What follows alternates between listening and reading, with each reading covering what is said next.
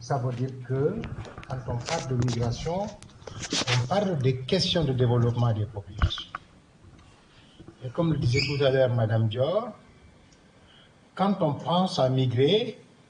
on pense d'abord à trouver d'autres opportunités pour des conditions de vie meilleures. Les poissons migrent dans l'eau. Quand il fait très froid dans certaines parties de l'océan, il y a des espèces de poissons qui se déplacent pour aller vers les zones les plus chaudes au fond de la mer. Les oiseaux migrent dans cette période. Vous avez vu nos parents dans la vallée du Nord qui s'inquiétaient des oiseaux migrateurs parce que ces oiseaux commençaient aussi à les fatiguer dans les champs qu'il faudrait récolter. Les animaux migrent quand dans la savane il n'y a plus le moyen de faire vivre certains animaux. Et forcément, les lions, les panthères aussi se déplacent pour aller trouver leur proie quelque part.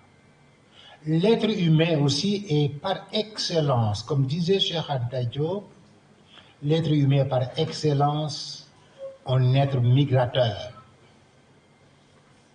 Et Cheikh Anta nous apprend que dans l'histoire de l'humanité,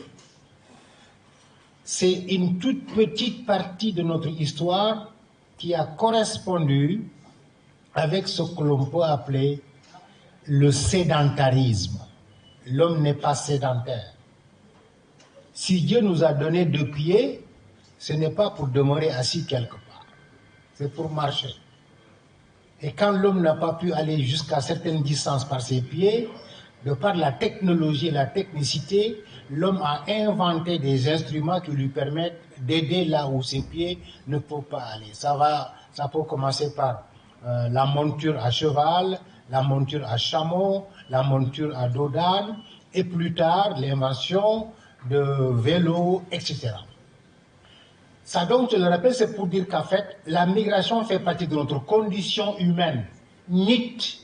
doonul loo xamante ni yàlla da koo wàcce ci suuf ne ko fii nga juddoo fii ngay màggee fii ngay deewee fii nga may jeexale sama jaamu àdduna. L'homme est un être migrateur. Si on prend cette donnée en compte,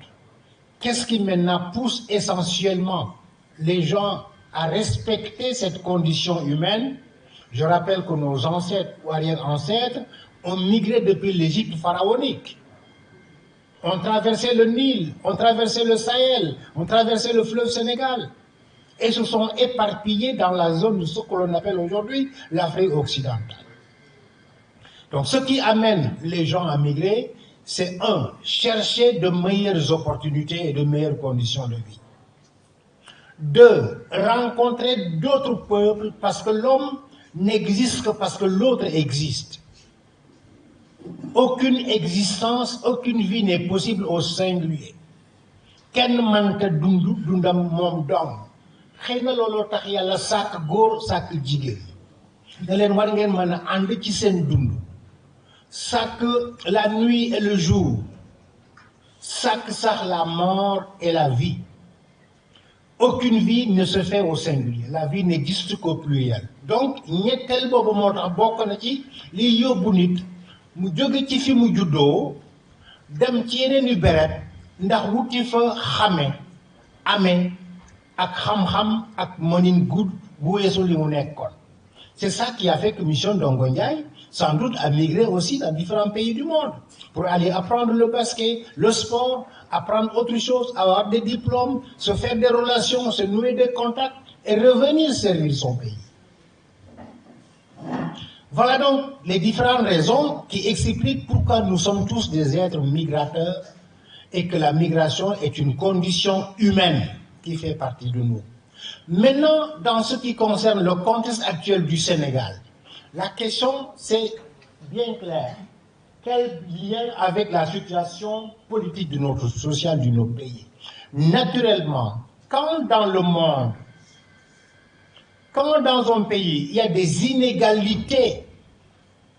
il y a un manque de partage des richesses, il y a un manque de dispatching des ressources et des moyens, cela pousse certains qui se sentent lésés à devoir dire, dès l'instant que dans le partage, je ne m'y reconnais pas,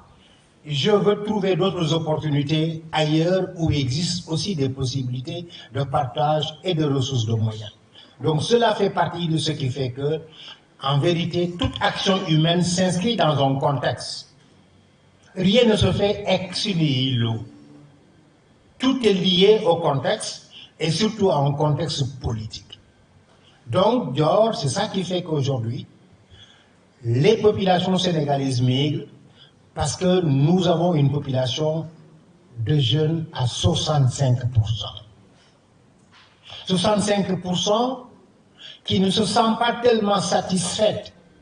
de la situation, de la façon dont les richesses sont partagées. Alors, par conséquent, ils se disent,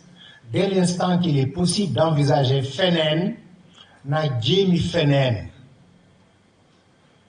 Feneen boobu nag li ci ñuul mooy que ni les conditions dans lesquelles ils le font, c'est-à-dire partir dans ce que l'on appelle la migration irrégulière, un terme que nous refusons, nous, défenseurs des droits humains et défenseurs de la migration en tant que donnée humaine. Mais s'il y a le concept de migration de droit irrégulière, c'est parce que donc la migration légale a aussi été fermée parmi les opportunités qui pouvaient permettre à ce que ces gens-là voyagent. C'est quoi la migration régulière? C'est l'octroi de visas organisés. L'Europe a dit depuis la conférence de Malta à laquelle nous avons été, et nous avions fait aussi ce plaidoyer devant les députés européens, l'Europe a opté pour le tout sécuritaire. Fermer les frontières, installer le Frontex, doter le Frontex d'un budget annuel qui dépasse 1 million d'euros pour lui dire arrête tout ce qui bouge sur la mer, arrête tout ce qui bouge aussi sur la terre. Vous allez aujourd'hui à Agadez, à la frontière Niger-Libye, vous allez voir que des forces sécuritaires, Europe, Sahel et autres, sont installées dans cette partie-là pour empêcher que les populations voyagent. Donc, en conclusion, dès l'instant qu'on dit on ne vous donne pas les visas, et la preuve, vous le savez, il y a des gens parmi vous sans doute qui ont tenté d'obtenir des visas, ils n'ont pas pu. Am na ñu ciy jéem a déposer visa duñ ko am bu ñu amul visa nag te amul beneen i pexe te xam ne itam fii ci réew mi am na ci loo xamante ni métti na métti goo xamante ni pour ñu mun a bokk ci li ñuy séddalee doomu aadama yi nekk ci réew mi ci alalu réew mi jotuñ ci ñu yaakaar ne donc ou bien ma dem Barça ou bien Madame Barça. Et c'est le slogan que les jeunes ont lancé depuis 2006-2007. La conséquence, c'est qu'on perd énormément de jeunes au fond des océans. Dans les derniers décomptes qu'on avait fait entre 2015 et 2017, on avait décompté 15 000 jeunes qui sont restés dans la mer méditerranéenne. 2015-2017, rien que 2 ans. Aujourd'hui, au Sénégal, on commence à faire un décompte national. On n'avait pas fait à l'époque un décompte national. Mais si on continue ce décompte national, vous allez voir qu'on a perdu ay doomu sénégalais yu bëri ci géej gi ak ci yoon gi ci façon yoo xamante ni waroon na mën a bañ a am. Voilà donc en gros ce que je pense que moo constitué. Maintenant, le profil, c'est des jeunes. Aujourd'hui même des enfants. Des femmes qui voyagent avec des enfants.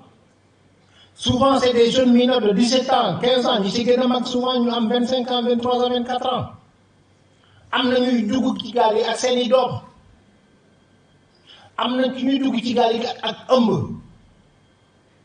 Donc, yooyu yëpp dafay wane ne le profil reste un profil d'une population jeune en quête d'un avenir meilleur. Et pour cet avenir meilleur, quand ils ne trouvent pas l'espoir de l'avoir fi ñu juddoo, ñu ne am nañu droit dem wuti ko feneen ndax feneen yàllaa ko moom te yàlla ñëpp la fi nekkal ngeen baal ma. Merci beaucoup. Je pense que le doyen Mignane a bien posé la problématique. L'histoire de la migration est liée à l'humanité d'abord. Ñu xam ni jóge fii dem fee yàlla mi ñu sàkk moo ñu ko sàkkal jafe-jafe bi nag bi nga xam ne tey ñun moom la ñu am mooy ne ñun dañuy waddal li ëpp ci sunu alal muy l'humanité muy nit ñi dañuy des ci biir ndox risque boobu ñuy jël na moo tax tey waxtaan bii moo waral waxtaan bii léegi nag li nga xam ni moo am mooy ne ci réew la ñu nekk bokk réew mi toll ci jamono joo xam ne suñ ko doon tënk dañ ne yaakaar a war a juddu ndax am réew boo ci demee ba nga xam ni sa budget mooy maanaam li nga xam ne mooy alalu réew mi ñuy dépense réew mi ak mu ne jóge benn ba dem ñett diggante 2012 ak tey on est passé de 2000 milliards à presque 6000 milliards maanaam budget yokku alal réew yokku maanaam ñu dem ba nga xam ni réew mi découvrir nañ pétrole bu baree bare ba naan nu mu toll xamuñu ko ñu découvrir fi gaz bu bari découvrir fi yeneen yu bari réew mi ñàkkul am ay dëkkiwaay yu rafet am maanaam tefes yu rafet ñu jege adduna bi yëpp am climat bu normal suñ demee nag ba nga xam ne nit ñëpp mën nañ fi bàyyee loolu lépp suñuy doom bàyyi fi loolu lépp maanaam dellu dugg ci géej gi jël risque bu toll ni risque bi ñuy jël tey toogaat questionné wu jot na ndax contraire bi moo waroon am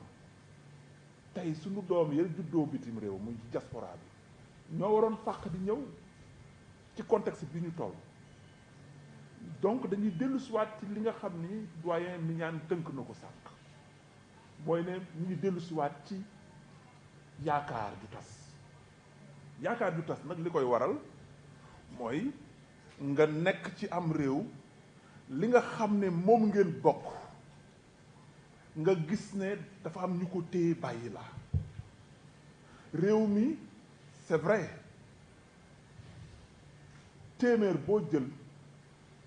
juróom-ñett fukk yi amuñu juróom fukki at te nag ci doxalinu réew mi li ëpp ci doxalin bi ak ci li ëpp ci alal ji ndaw ñi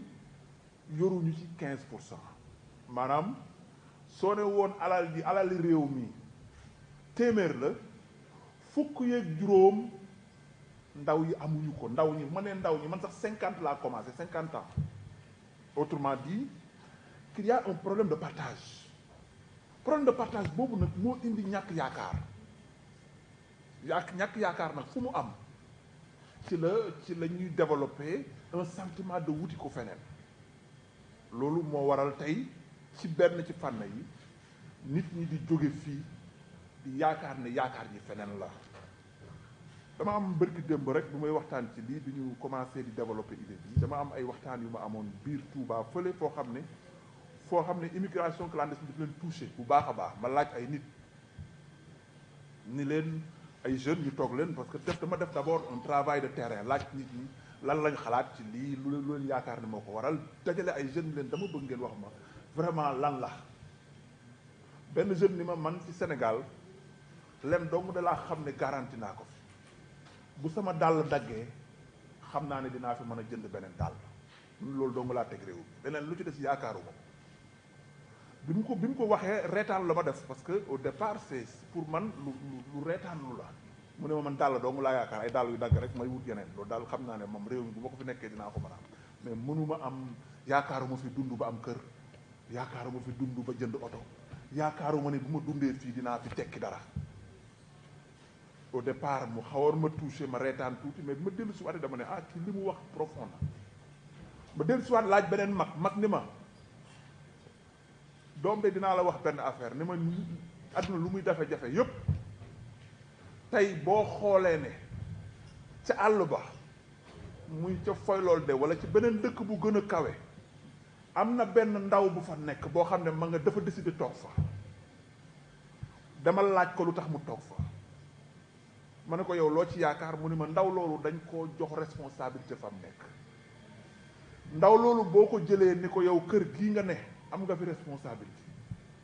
quartier bii nga ne am nga fi responsabilité am nga responsabilité ci jàkka ja dama koy def miniature rek maanaam muy nit boo ko joxee responsabilité su neexee mu toog su naqaree tamit mu toog maanaam il faut que suñu réew mi aussi ñu jàng jox responsabilité ndaw loolu nag wuute na ak dax aux jeunes, ils comprennent la démarche des migrants et des potentiels migrants. Et à chaque fois,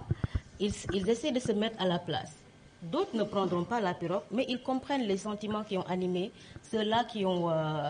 eu le courage, je mets courage entre griffes, de prendre la pirogue. C'est tellement compréhensible que si vous allez dans la banlieue, par exemple Thiaroye ou bien à Yarakh et autres, il y a un dicton finalement, juste pour dire qu'ils ont fini par banaliser le fait de prendre la pirogue. Ils vous disent jigéen ñi ñooy jël avion, góor day mbëkk. Donc ce qui veut dire finalement ce n'est pas quelque chose qui les font peur. Donc ils l'ont accepté. D'un côté c'est vrai, ils hésitent, mais la plupart du temps c'est une compréhension, comme l'a dit tantôt mes prédécesseurs. Ils ne voient plus leur avenir dans ce pays-là. Et ils n'ont plus confiance. La confiance est rompue entre la jeunesse et nos élites. De ce fait, ils ne se voient plus rester au Sénégal et réussir au Sénégal. La seule chose qu'ils voient, c'est de sortir. Et comme le disait tout à l'heure M. Ndongo, c'est pas pour dem baliji ou quelque chose comme ça, pour teral samay waajur. Et pour cela, jaral na leen lu nekk en fait. C'est juste ça. Donc juste pour vous dire qu'ils acceptent, ils comprennent, ils compatissent. Et en aucun moment, ils ne rejettent la décision des jeunes de prendre la pirogue. Et c'est ce qui est très dangereux. Parce que plus ils acceptent, plus ils intègrent, plus il y aura des candidats qui partiront. Donc il faudra que le gouvernement aussi essaie de comprendre ces sentiments-là qu'animent les jeunes et essaie peut-être de pallier à cela. Voilà ce que j'avais à dire sur ça. ma dellu ci suñu bureau yi wax waa bureau bi boo leen gaawul kii dina wasin ci àll yi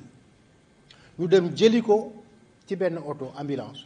indi ko dugal ko ci benn appartement mu toog fa ci lendemain la wasin jigéen googu bi ma waxtaanee ak moom gis naa ne am na diplôme am na MBA boo xamante ni en management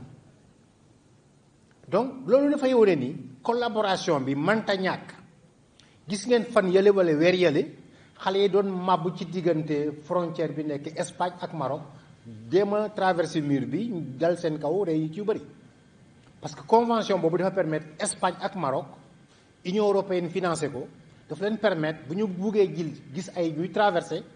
ñu arrêté leen convention boobu d'ailleurs bokk nañ li tax Maroc ak Espagne réconcilié wu ci affaire u Sahara occidental bi parce que dans les années avant Maroc ak Espagne jubóowuñu woon ci affaire u sahrawi bi donc Maroc da doon bàyyi xale yi ñu dugg biir Espagne exprès man dem naa fa benn jour policiers yi di wax xale yi ne policiers marocains rentrez jusqu'à demain si demain vous revenez on laisse passer donc dafay am souvent complicité sax policiers yi bàyyi ay xale ñu dugg mais bi nga xamante ni Union européenne dugal na xaalis bu bëri jox ko Maroc pour que muy tëj frontière bi Maroc itam xamal Espagne bu fekkee nag reconnaître la sama moomeel ci Sahara bi man dinaa bàyyi xale yi ñu dugg fekk si la ay xam noo leen di gérer foofu finalement donc diplomatiquement ils étaient convenus que nañ d'accord ne Sahara wi Maroc ko moom donc en conclusion Sénégal donc mënut a arrêté mbir mi parce que même bu xale yi jógewul fii wala Fass booy dem maanaam ay jóge xale yu jógee Sierra Leone ñëw fi toog fi ay weer gisante ak ay passeurs nu yóbbu leen et loolu Sénégal mënul régler xale yi jóge Sierra Leone dugg si mënul leen bloquer parce que c'est des citoyens de la CEDEAO donc moo tax ñu doon faral di wax ni il faut que mu am une politique communautaire sous-régionale boo xamante ni réew yëpp a ciy d'accord te loolu yàgg dañuy wax ne xëy na pour ñu yegg ci comme ni ko Europe defee il faut que mu am waxtaan gu rëy bu ñu wooye une conférence un symposium un colloque en tout cas une rencontre afro-africaine ku ci nekk xam lan moo ci sama responsabilité ak nan lay jàppalee les pays limitrophes du littoral atlantique pour que gaal yi bañ di dem mais itam nan la ñuy jàppale ñi nga xamante ni ñoo nekk ci désert bi tey jii au moment où nous parlons il y a des centaines de jeunes yu ñu génne Algérie dugal lañ ci désert bi ñu war a jaar Niger OIM moo leen di récupérer foofu li ci gën a bari teg leen ci seen centre yi fekk naa fa ay xale yu Casamance Kolda Sédhiou Fouta et cetera yooyu pour mu deñ benn état rek mënu ko régler quelle que soit la volonté du Sénégal mënu ko régler benn gouvernement mënu la wax ni loolu mun naa ko régler parce que du ñu rek ay doomu Sénégalais donc il faut une collaboration te man collaboration boobu pour mu am xëy na ndaje yu mel nii moo koy waral Sénégalais yi Sierra Leone yi toute l'Afrique d'accord ni il faut que ñu toog waxtaan Europe bi muy arrêter sa politique migratoire elle a convoqué beaucoup de réunions. Les Européens nous ont même invités à Bruxelles pour nous consulter sur leur politique nationale, sur leur politique commune migratoire. Parlement européen ay yoon yu bëri invité nañu Strasbourg Bruxelles ñoom ñëpp di ñu laaj lan ngeen yaakaar ni war nañ ko mën a def pour que les vagues qui arrivent en Europe ñu arrêté leen mais li ñu leen waxoon foofu mooy que ni vous nous avez arraché le poisson à la bouche. C'est les bateaux européens à partir des accords de pêche ñooñu nangul suñu jën ci suñuy gemme mënatuñu lekk jën amatuñu jën suñu gaal yi bu ñu xëyee fii Thiaroye départ bu nañu def 4 kilomètres du ñu am jën. Vous nous avez donc arraché le poisson à la bouche. Dès l'instant qu'on ne peut plus pêcher avec les mêmes pirogues, l'ingéniosité de ces jeunes, c'est de prendre les mêmes pirogues pour venir vous trouver en Europe. Et que par conséquent, il faut veiller à ce que les accords de pêche soient des accords équitables et que ngeen admettre ni bateau yi tant que ñoo ngi raataale suñu géej gi jël li fi nekk yëpp xale bu mënatuñu mbaal sama mbokk yi jóge ci Sine wala Saloum ñëw mbaal si Joal mbaal si Dakar mbaal si Jifeer mënatuñu am benn gaal bu leen employé mais xale yooyu buñ fi fekkee ay passeurs forcément ñu ànd ak ñoom. En conclusion aussi, je finis par ça. Les terres de Fass Boye font partie des terres les plus fertiles suufu Fass Boye amul suuf bu ko fi gën ci bande littorale bi de la Petite Côte de la bande de Niayes mais waa Fass Boye bu ñu xamee itam géej gi mënatu leen satisfaire te suuf si itam xëy na mënuñ cee yegg ndax am na loo xamante ni jaay nañ ko accaparement des terres am ci ñoo xamante ni tey jii dans les gouvernements de Abdou Diouf de Abdoulaye Wade et du président Macky Sall ils ont acheté des terres à Fass Boye man dem naa ba foofu le programme que Abdoulaye Wade avait lancé à l'époque Guana am na ñu ci profité yu bëri jël suufu waa Fass Boye te kenn waxu ko donc nga jël seen suuf nangu seen jën ci seen làmmeñ ba pare nag doo leen bàyyee ñu dem si yow yaay responsable